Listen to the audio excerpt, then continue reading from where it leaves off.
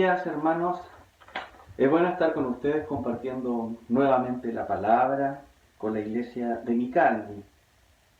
Yo sé que ustedes como iglesia de Micalvi son hermanos que estudian la palabra y además leen libros afines a la palabra.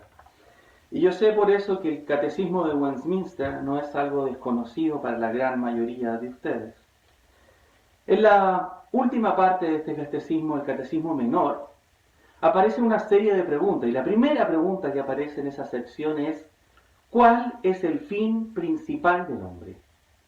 ¿Cuál es el fin principal del hombre? Y abajito, inmediatamente abajo, responde esta pregunta que dice: glorificar a Dios y gozar de Él para siempre. Luego el fin principal del hombre es glorificar a Dios y gozar de Él para siempre. En la predicación anterior, del domingo anterior, estuvimos hablando un poco sobre este tema, hablando de cómo la iglesia debe glorificar a Dios. El hermano Sebastián nos recordó que una de las formas de glorificar a Dios es mostrar el fruto del Espíritu en nuestra vida. También nos recordó la importancia de la evangelización y específicamente él lo aplicó a la evangelización de los niños en su familia. Hoy continuaremos profundizando sobre esta realidad de la glorificación a Dios. La iglesia glorifica a Dios, pero para que la iglesia glorifique a Dios primero tiene que glorificar a Cristo. La iglesia glorifica a Cristo. Y eso es lo que vamos a estudiar hoy día en el capítulo 17 del Evangelio de Juan, entre el versículo 11 y el versículo 19. Quiero que me acompañen conmigo en la lectura. Versículo 11. Y ya no estoy en el mundo, mas estos están en el mundo. Y yo voy a ti, Padre Santo, a los que me has dado, guárdalos en tu nombre, para que sean uno, así como nosotros. Cuando estaba con ellos en el mundo, yo los guardaba en tu nombre. A los que me diste, yo los guardé, y ninguno de ellos se perdió, sino el hijo de perdición, para que la escritura se cumpliese. Pero ahora voy a ti, y hablo esto en el mundo, para que tengan mi gozo cumplido en sí mismo. Yo les he dado tu palabra, y el mundo los aborreció, porque no son del mundo, como tampoco yo soy del mundo. No ruego que los quites del mundo, sino que los guardes del mal. No son del mundo, como tampoco yo soy del mundo. Santifícalos en tu verdad, tu palabra es verdad. Como tú me enviaste al mundo, así yo los he enviado al mundo. Y por ellos yo me santifico a mí mismo, para que también ellos sean santificados en la verdad. Vamos a orar. Padre amado, te doy gracias a esta hora, porque nos permites compartir tu palabra, amado Padre, nos permites hablar del Evangelio, nos permites hablar, Señor, de la glorificación y la necesidad de que la iglesia glorifique tu nombre. Gracias, Señor amado, a esta hora te damos porque podemos estar unidos como hermanos a través del Espíritu Santo. Amado Señor, yo sé que el Espíritu Santo está obrando en el corazón, en el cuerpo de cada uno de mis hermanos en sus casas. Señor amado, sé tú abriendo las mentes, abriendo los corazones y abriendo mi boca también, amado Padre, para que la palabra del Señor sea pura, sea limpia, Señor, predicada a esta hora. Gracias, Señor amado, y dejamos esta oración en los méritos de mi amado Señor Jesucristo. Amén. Amén. Yo quiero, hermanos, que podamos revisar esta sección de la Escritura que estamos estudiando. Recordemos que nosotros estamos en el capítulo 17 del Evangelio de Juan y estamos estudiando esta sección que se le llama, hace muchos años, hace ya más de cientos de años, se le llama la oración del sumo sacerdote o la oración sacerdotal. Y esto está en el capítulo 17, entre el versículo 1 al versículo 26. Y esta oración, donde está Jesucristo, está en el aposento alto, después de la última cena, compartiendo intimidad con sus discípulos más cercanos. Está enseñándoles las últimas cosas antes de irse a esa cruz. Es por eso que estos versículos o esta serie de predicaciones se llaman intimidad con Jesús, porque los discípulos están más cercanos al Maestro antes de su partida. Y vemos en estos versículos cómo estos discípulos habían entendido finalmente la realidad de Jesucristo. En el versículo 30 del capítulo 16 dice: ahora entendemos que sabéis todas las cosas y no necesitas que nadie te pregunte. Por esto creemos que has salido de Dios. Finalmente, en ese momento los discípulos entienden la realidad de su Maestro, la realidad de Jesucristo. Jesús en estos versículos, desde del versículo 1 hasta el versículo 26 del capítulo 17, está haciendo una oración por sus discípulos, instantes antes de ser llevado a Getsemaní, donde va a ser finalmente apresado por la guardia del templo, después va a ser torturado, sometido a distintos sufrimientos, hasta finalmente llegar a la cruz, ¿no es cierto?, donde va a ser muerto. Es decir, aquí está dando esta última oración, este último mensaje antes de su partida. Cuando nosotros vamos de vacaciones, cuando vamos, qué sé yo, por un par de semanas o las semanas que nos correspondan de vacaciones y dejamos nuestros hogares, nuestras casas, siempre dejamos encargados las plantitas o los animales que tengamos a algún vecino, algún amigo, a alguien de confianza para que pueda cuidar de esos animales o de lo que dejamos en la casa. Algo similar sucede acá. Jesucristo se está yendo a la diestra del Padre. Aún está en la diestra del Padre y ya va a volver. Es un viaje largo. Jesucristo va a tomar ese viaje largo y por tanto encarga a sus hijos, encarga a sus discípulos a Dios mismo. A Dios encarga sus discípulos. Y es por eso que leemos en el versículo 9 que dice: yo ruego por ellos, no ruego por el mundo, sino por los que me diste, porque tuyos son. Está rogando por los discípulos en ese momento.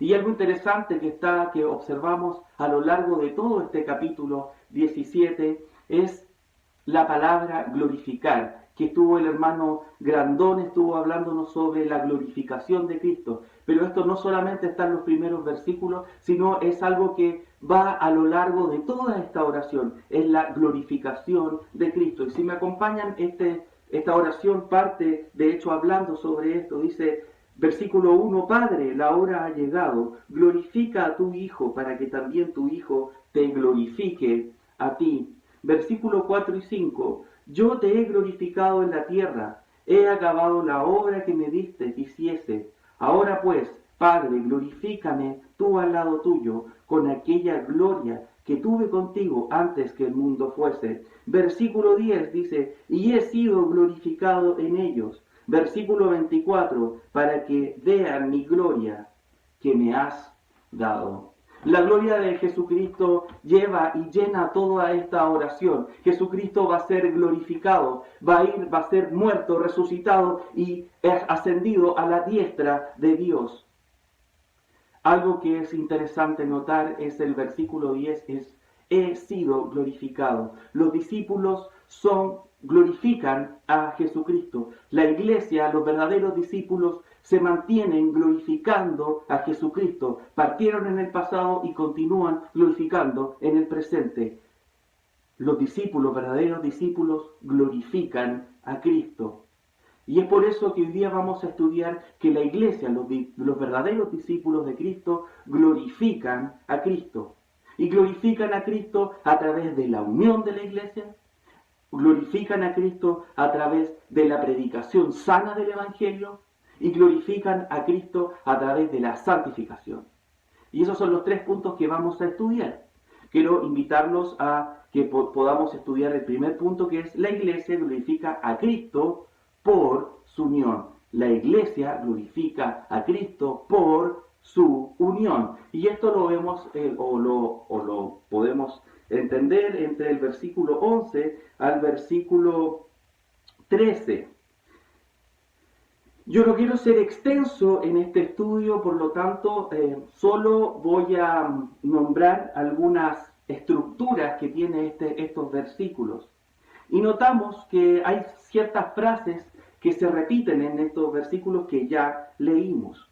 Primero observamos esta frase que es yo voy a ti, que encontramos en la primera parte del versículo 11. Versículo 11 dice, y ya no estoy en el mundo, mas estos están en el mundo, y yo voy a ti.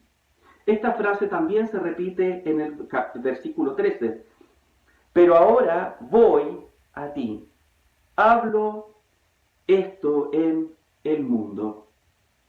Y si se fijan bien, habla del mundo y habla del yo voy a ti. Como podemos ver, acá la palabra mundo no se refiere a las personas que están fuera de la iglesia, a las personas que están sin Cristo, sino se refiere a esta parte de la existencia. Porque habla de que Él va a ti, va a dejar esta parte de la existencia y va a ir a la diestra del Padre. Jesucristo va a ir a la diestra del Padre. Una segunda frase que también se repite, encontramos inmediatamente después en este mismo versículo 11. La frase es, guárdalos en tu nombre. Después se repite exactamente algo muy parecido con los mismos verbos en el versículo 12 que dice, yo los guardaba en tu nombre. Es algo interesante que estas dos frases están hablando de la acción de guardar, de proteger, que también significa, eso significa guardar. Que los guardabas, entonces la petición de Jesucristo en este momento es, Padre Santo, a los que me has dado, es decir, a sus discípulos, guárdalos en tu nombre. Esa es la petición que está haciendo Jesucristo, que Dios mismo los proteja, los guarde. Y lo mismo observamos en el versículo 12, donde nos habla de la acción de proteger de Jesucristo que está realizando en ese momento. Dice, cuando estaba con ellos en el mundo, yo los guardaba en tu nombre. A los que me diste, yo los guardé, y ninguno de ellos se perdió, sino el hijo de perdición, para que la escritura se cumpliese. Es decir, que en ese momento, cuando Cristo estaba en la tierra, Él los guardaba. Excepto, por supuesto, el hijo de perdición, que es Judas. Pero algo interesante que hay en estos dos versículos es que tanto Dios como Jesucristo hacen exactamente la misma acción, la acción de proteger a los discípulos. Él los guarda, Jesucristo los guarda así como Dios los guarda.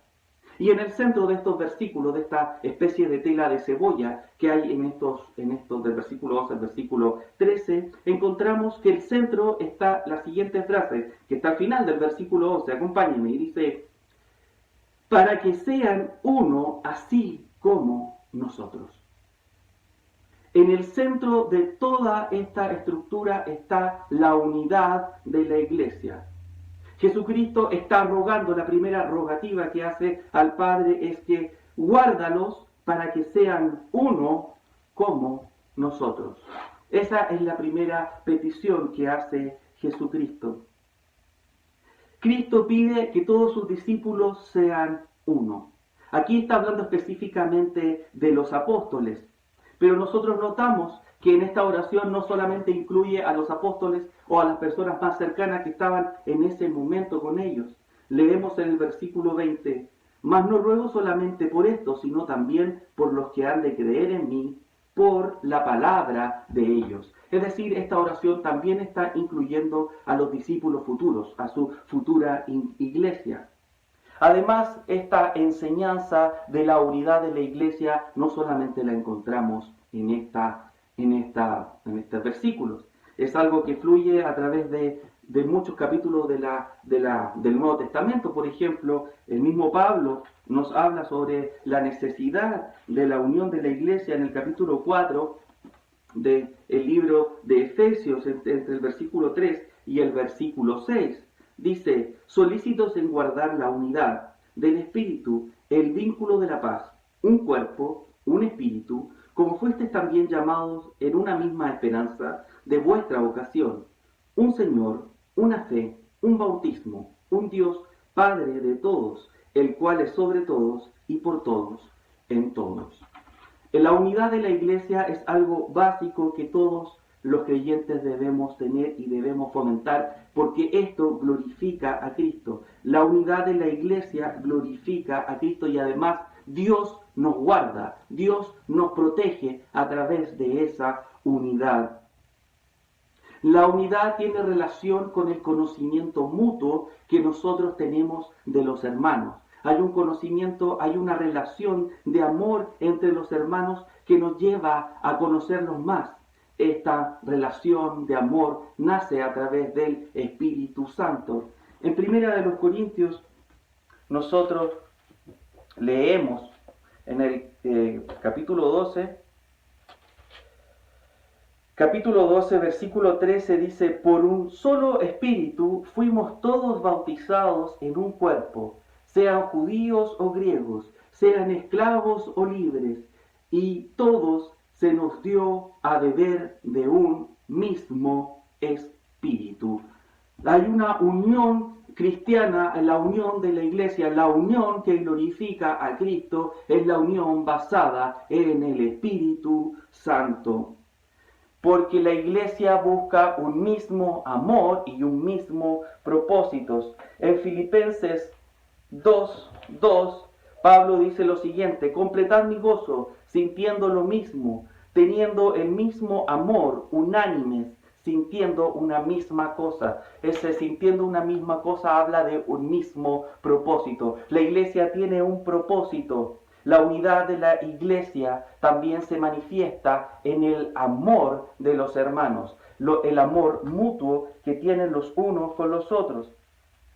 Y esto ya lo habló Jesucristo dentro de en este mismo espacio, en el mismo espacio del aposento alto. En el capítulo 13, versículo 34 dice: un mandamiento nuevo os doy, que os améis unos a otros, como yo os he amado, que también os améis unos a otros.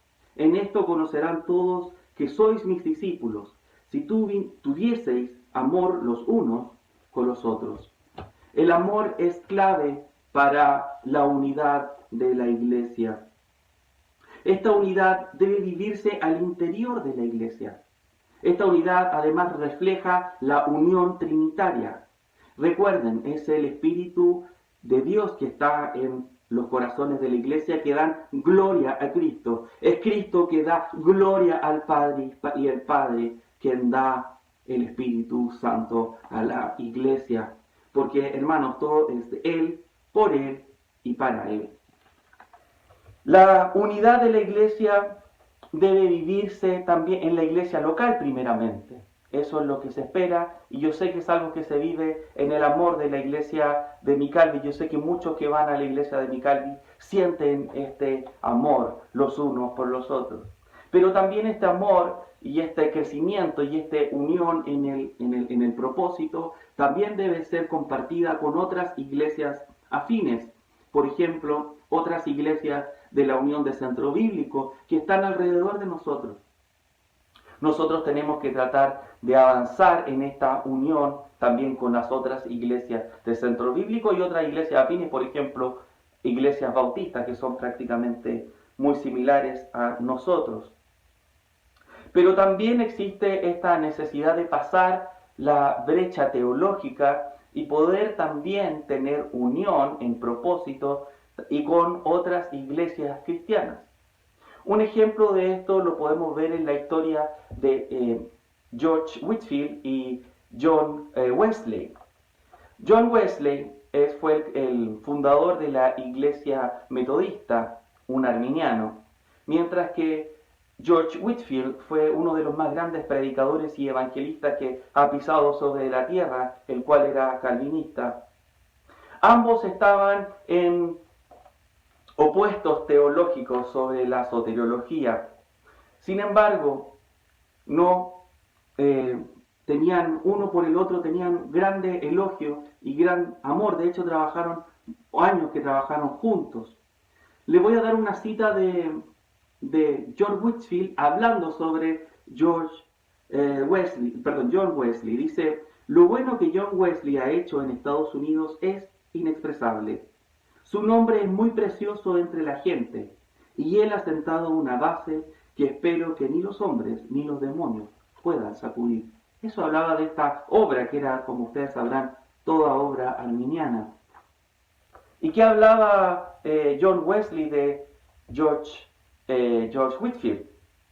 En una entrevista, después de la muerte de George Whitefield, llegó una señora a hacer una entrevista a John Wesley, una persona muy famosa en su época, y le decía si él esperaba que en el cielo iba a haber, si en el cielo iba a haber a George Whitefield.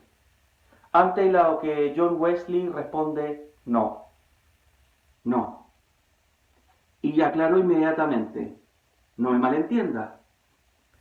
George Whitefield era una estrella tan brillante en el firmamento de la gloria de Dios y estará tan cerca del trono que alguien como yo, que soy menos que nada, nunca lo veré. Eso decía John Wesley de George Whitefield, contrapartes teológicas, pero que mostraban el amor el uno por el otro. Notar que la unión, en la protección en la unión, está, según estas palabras, en guardarlos en tu nombre. Dice versículo, dice, guárdalos en tu nombre. Dice versículo 11, guárdalos en tu nombre. Esa es la petición. Pero si ustedes van a otras traducciones, por ejemplo, la Biblia de las Américas o la NBI, van a ver que dice, guárdalos en tu nombre, el nombre que me has dado. No es que hayan agregado esto, sino que esto está en el texto griego, pero por algún motivo quedó fuera en la nuestra Reina Valera. Lo que está pidiendo Dios es que los guarde, pero en tu nombre, es decir, en el nombre de Dios, el nombre que me has dado, el nombre de Jesucristo.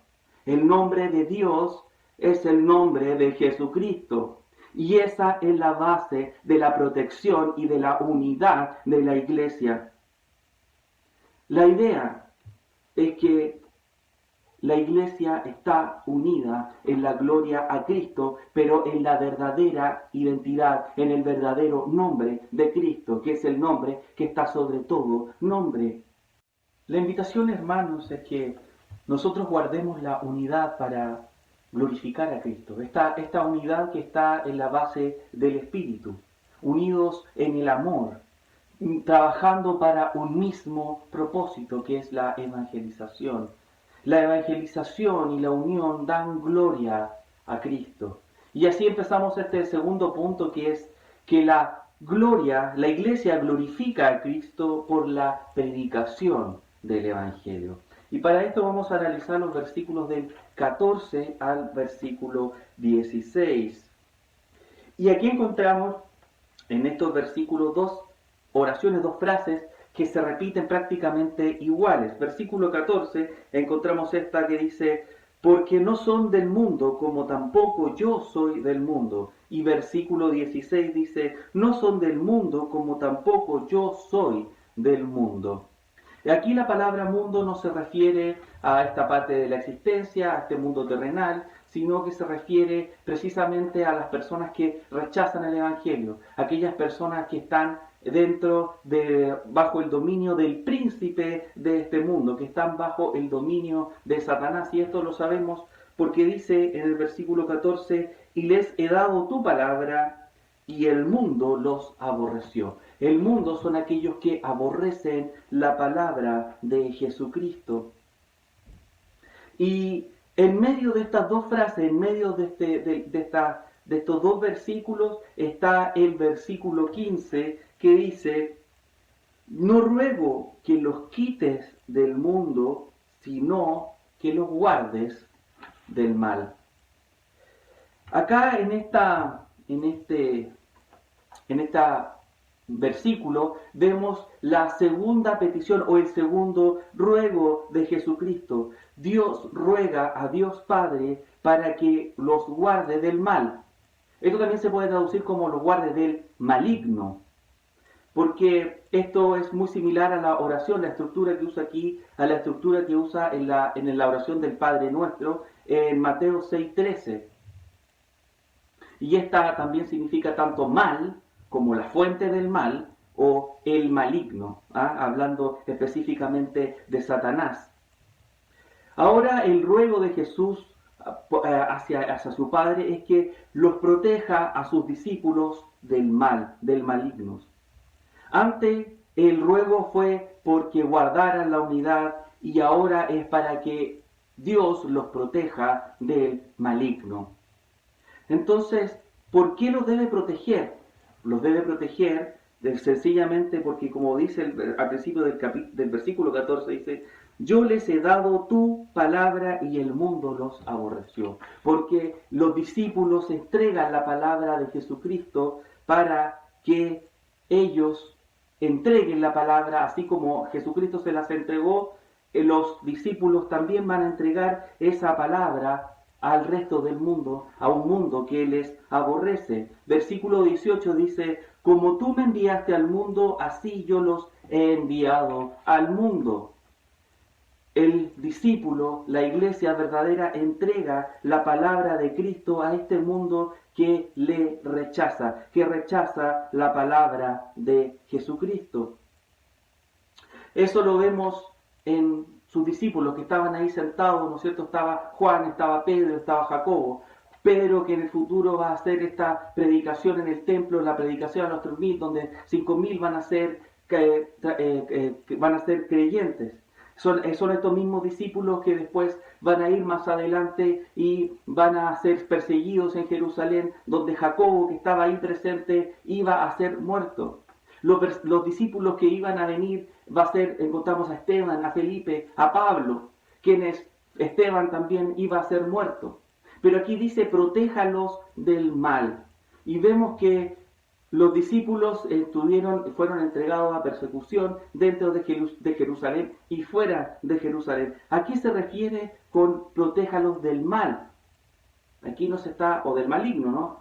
No se está refiriendo claramente a que los discípulos estén viviendo una vida tranquila. No se refiere a eso.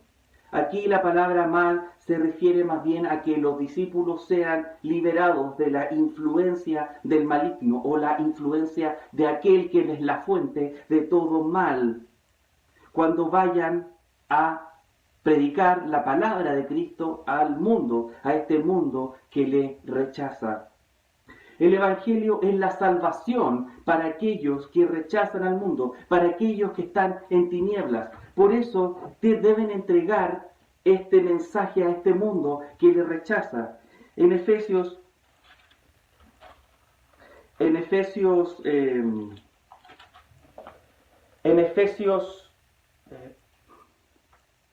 me perdió el capítulo, en Efesios 5:8 dice: porque en otro tiempo erais tinieblas, mas ahora sois luz en el Señor. Andad como hijos de luz. Antes, las personas que estaban en el mundo, que aborrecían al Evangelio, cuando el Espíritu Santo, a través de la predicación del Evangelio, actuó en ellos, antes estaban en tinieblas y ahora están en luz a través del Evangelio. Es por eso que los discípulos de Cristo deben permanecer en este mundo, permanecer en el mundo que los aborrece, pero estar protegidos de Satanás, que se disfraza como un ángel de luz. Se disfraza como este ángel que tiene un mensaje más santo, más puro, como dice en 2 Corintios 11:24. La iglesia glorifica a Cristo en la entrega de un evangelio puro, de un evangelio limpio, de un evangelio sin mancha de las influencias de Satanás. Nosotros vemos esto en la historia, cómo el evangelio ha avanzado limpiamente desde ese momento, desde ese instante en el aposento alto hasta nuestros días. Ha avanzado porque Dios ha protegido el evangelio a través de las generaciones. Por eso, hermanos, quería invitarlos a meditar sobre cómo nosotros estamos dando gloria a Dios por medio de la evangelización. Nosotros debemos evangelizar a nuestro mundo, a las personas que están alrededor nuestro, pero no tan solo a través de lo que digamos, no solo a través de una enseñanza o algo que pueda salir de nuestra boca, sino también la evangelización depende de lo que hacemos, de cómo nos comportamos y cómo somos en el mundo. Y eso tiene directa relación con la santificación de cada uno de nosotros. Y es así que entramos al tercer punto, donde la iglesia santifica o glorifica a Jesucristo por su santificación. Y esto lo vemos en los versículos del 17 al 19, donde parte esta sección con un tercer ruego que hace Jesucristo en esta sección de la palabra. Versículo 17 dice, santifícalos en tu verdad. Ese es el tercer ruego. Jesucristo está rogando para que el Padre los santifique en su verdad. Y también observamos que esto se repite en el versículo 19, hacia el final del versículo 19 dice, sean santificados en la verdad. Sean santificados en la verdad. La santificación de su iglesia, de nosotros, de sus discípulos, glorifica a Cristo. Notar primeramente que la santificación es en la verdad, en tu verdad, en la verdad de Dios. Jesucristo es la verdad. Jesucristo es el camino, la verdad y la vida, como dice en el capítulo 14, versículo 26. La verdad de Dios es la palabra. Tu palabra es la verdad. Y la palabra de Dios es Jesucristo. Jesucristo es la palabra. En Juan 1:1 dice, en el principio del verbo, el verbo era con Dios, el verbo era Dios. Jesucristo es la palabra. La santificación se basa en la obra de Jesucristo. La santificación es en Cristo y ésta glorifica a Cristo. Para entender la santificación, primero tenemos que entender qué es la santidad. La santidad tanto en el idioma griego como en el idioma hebreo significa algo que está separado, algo que está apartado. Así como cuando yo tomo este papel y lo aparto y lo separo. Eso es la santidad. Queda separado para Dios, queda separado de este mundo. Eso tiene que ver con la santidad, y la santidad es uno de estos atributos que más se repiten de Dios, es el que más describe, más veces en la Biblia describe a Dios. Dios es santo, santo, santo. Y esta santificación que nosotros encontramos en la Biblia no solo se refiere a la santificación posicional. La santificación posicional es la que ocurre en el momento de la conversión o de la regeneración, en que nosotros somos declarados santos frente a Dios, donde la justicia perfecta de Cristo, el amor perfecto hacia el Padre, la santidad de Jesucristo es imputada, es decir, es contada como nuestra por Dios Padre. Eso es la santificación posicional, en que cada uno de nosotros que hemos ido en arrepentimiento y fe a Jesucristo, somos contados como santos frente al Padre. Y es por eso que Jesucristo se santifica a sí mismo. Dice, por ellos yo me santifico a mí mismo. Por nosotros Jesucristo se santifica para que nosotros podamos tener esa santidad de Él, esa santidad posicional.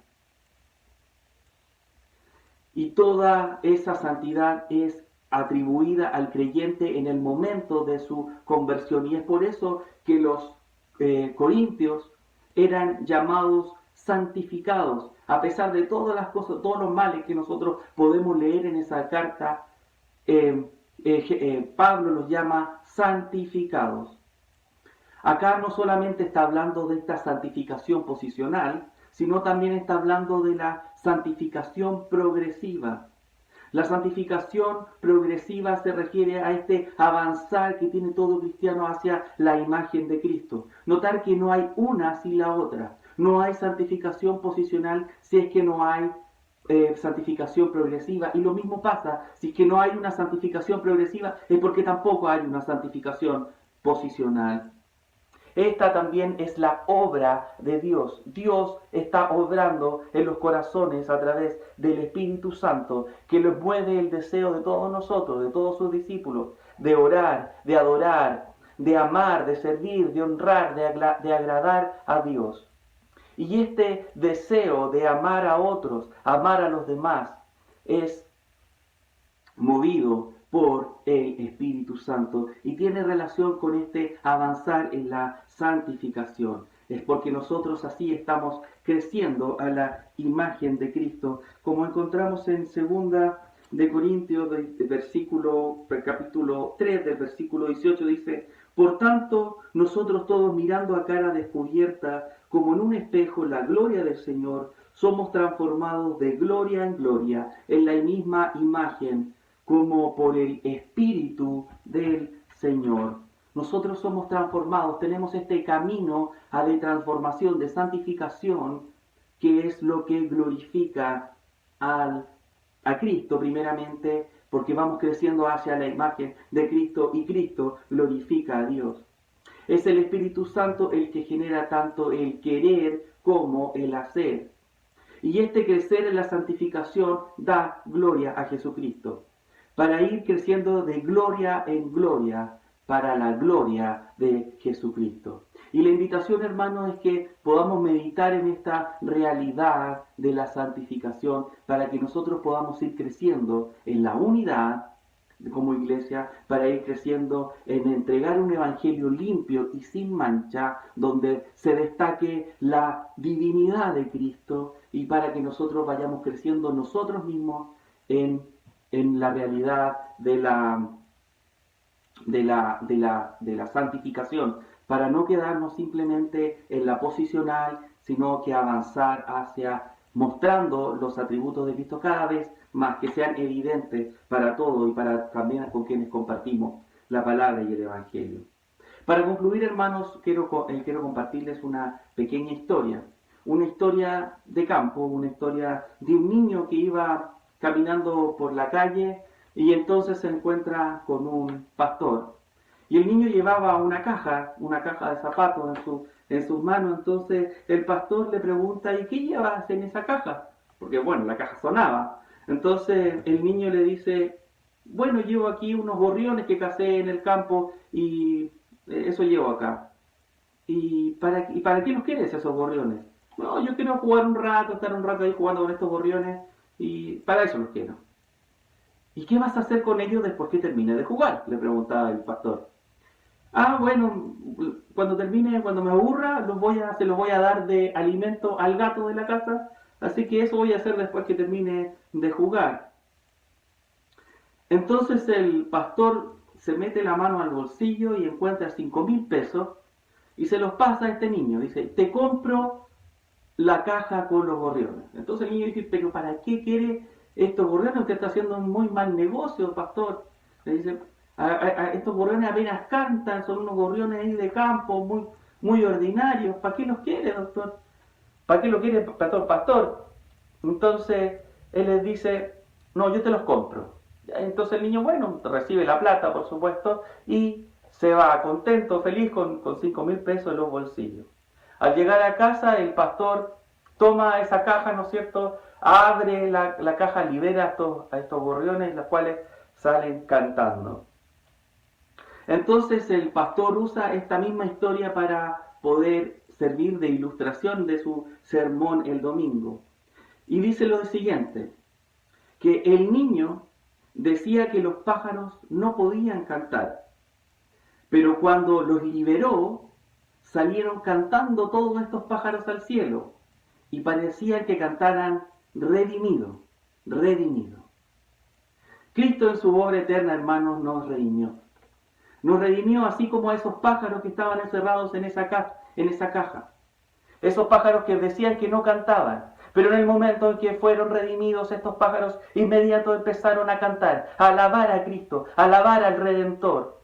Así como los pájaros cantan, así como los pájaros glorifican a Dios, nosotros debemos ir glorificando a Dios a medida que avanzamos hacia el cielo. La gloria de Cristo está en la unidad de la iglesia, la unidad del cuerpo donde Cristo es la cabeza. La gloria de Cristo está en la predicación de la palabra limpia, la predicación del Evangelio, sin mancha del enemigo. La gloria de Cristo está en la santificación de todos sus miembros, de todos sus discípulos, que vayan creciendo a la imagen de Cristo, nuestro Redentor. Vamos a orar. Padre amado, te doy gracias, Señor, esta hora, porque pudimos compartir la palabra, amado Padre, porque pudimos estar estudiando, Señor, cómo nosotros podemos dar gloria, gloria a nuestro Redentor, a nuestro Salvador, amado Padre, a quien nos liberó, Señor. Queremos darte gloria, amado Padre, a esta hora. Queremos cantar a ti, amado Padre, así como cantaban esos pájaros, amado Señor.